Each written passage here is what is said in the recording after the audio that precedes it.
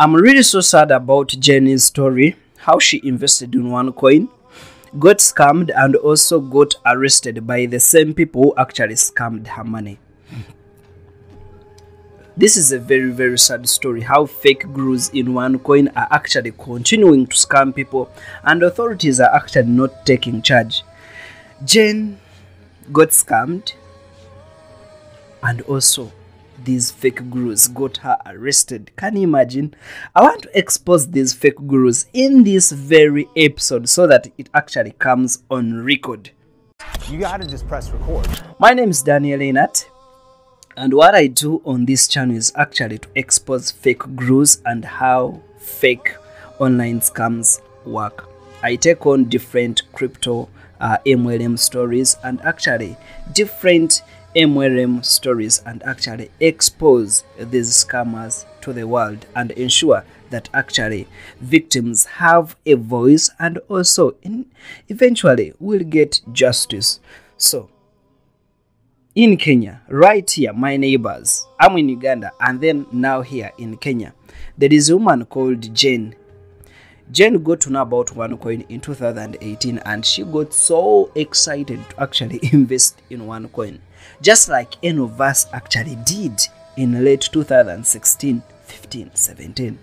Now, for Jenny's case, she knew it in 2018, even when the CEO of OneCoin had actually disappeared, when actually everything was confirmed to be a scam. Jen met a guy called Mwenda, who was one of the top leaders at one of the OneCoin offices in Nairobi, in Kenya.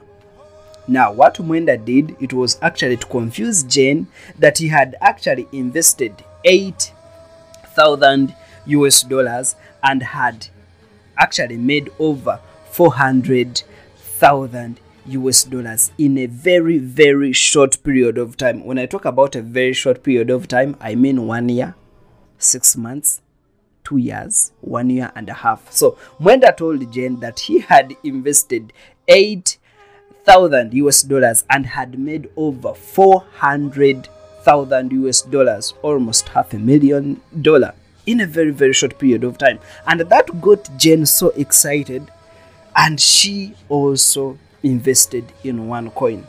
Now, what Mwenda did, it was actually to take Jen to the OneCoin offices in Nairobi, just like any OneCoin victim got into the fake OneCoin Ponzi scam. Mwenda took Jen to the OneCoin offices and made her meet the OneCoin CEO in Kenya. And by that time, it was actually called Emmanuel Gatobu. Emmanuel Gatobu told Jen that for her to benefit, she should actually invest $7,000. And by October that year, same year in 2018, that Jen will actually make $14,400. Did you get the story? Jen met Mwenda. Mwenda told her that he had actually invested $8,000 and made over $4,200,000. And then he took Jen to the OneCoin top offices and introduced her to Emmanuel Gatobu, who was the OneCoin CEO in Kenya. And actually, he convinced Jen that if she invested $7,000, she would make over $14,400 by October the same year in 2018. So she would actually make double the profits in that same year without doing anything, without hustling. The investment would actually grow and she would withdraw. That's what they confused Jen with.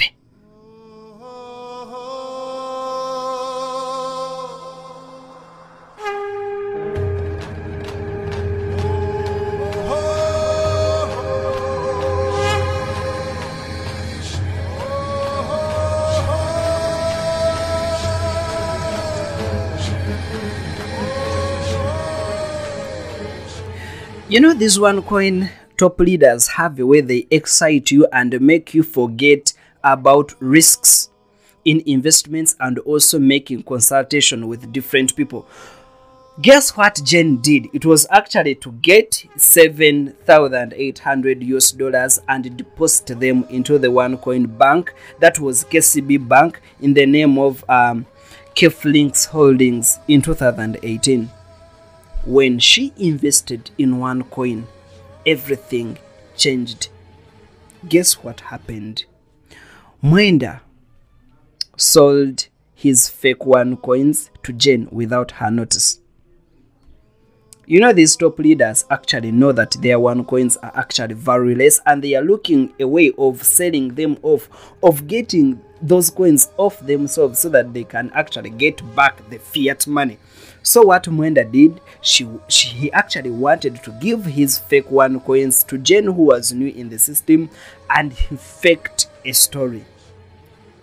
Mwenda faked a story that he had actually borrowed 2.2 million Kenyan shillings, and that is 19,836 US dollars from his wife, and actually invested it on Jenny's behalf.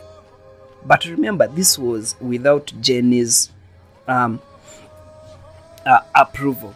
Jen didn't know that actually Mwenda was investing all this money onto her behalf. Remember, even Jen had invested 7,800 US dollars, and then this one wanted her to actually pay 19,836 US dollars. Can you imagine? Can you imagine? I've invested 7,800 US dollars in the company, and then the next day you are coming up with the story that I actually have to pay 19,836 US dollars because you thought I actually need more coins, because you thought on my behalf that I actually have the money. Can you imagine? So this is what actually Mwenda did. In reality, Mwenda did not invest this money. Actually, Mwenda transferred his coins from his account to Jenny's account. This is really a very, very frustrating story. And I can even imagine what Jen was going through that very moment. Somebody is telling you they invested on your behalf. The coins that you did not want, you bought the coins that you could actually afford, and then somebody is coming with this sorry times 3 bill. Can you imagine? Now, of course, Jen did not buy this idea, and she said, no, I'm not going to pay you any single penny. I didn't tell you to invest on my behalf. I didn't tell you to actually invest on my behalf without my notice.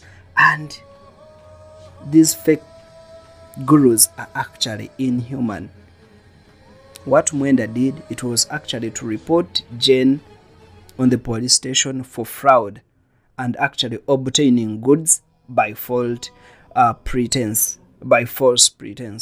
That's what Mwenda did. And guess what? The authorities are really not doing us good. They arrested Jen. And this is where the story gets more frustrating and so saddening. The woman has already lost 7,800 US dollars. Now she's being arrested on the crime she doesn't even know. Can you imagine? Can you imagine? Authorities worked with Mwenda to imprison this young lady, and I guess some police officers were part of this entire strategy to actually get money out of Jen. But the God we serve is actually still alive. Jen was able to get out on a bail, but the charge remained at the police station. Now, 2021, there is a judge called Justice Macau that I want to thank so much. She stood up and said Jane is innocent. And she actually thinks that they are police officers on that police station where Mwenda reported that case that connived with him to actually arrest Jane. And this was violation of her rights. The justice also says that actually Jane and Mwenda's case is actually a civil case. It's not a criminal case. There is no way why she would actually get arrested. Now the judge wants to look into how Jane got into OneCoin, what happened, what was told that she would actually achieve. Did she actually achieve it? Did she actually pay the money to OneCoin, or actually the OneCoin top leaders simply transfer the coins to her? The judge wants to understand what happens. But what will happen next? Will Jane have the justice she deserves? Will Mwenda and Emmanuel, those fake gurus, actually connive with the authorities and get her arrested and torture her and take her rights? What will really happen to Jane? She is a victim and she is now into the cases that she did not actually commit. I stand with her. I stand with victims. I know what they go through, and I think that their voices should actually be heard. If you watch this video and you think Jane should actually get the justice she deserves, like the video so that it can boost YouTube algorithm, so that more people can watch it and maybe Jane will get help. My name is Daniel Enat. Please subscribe to our YouTube channel and support this movement.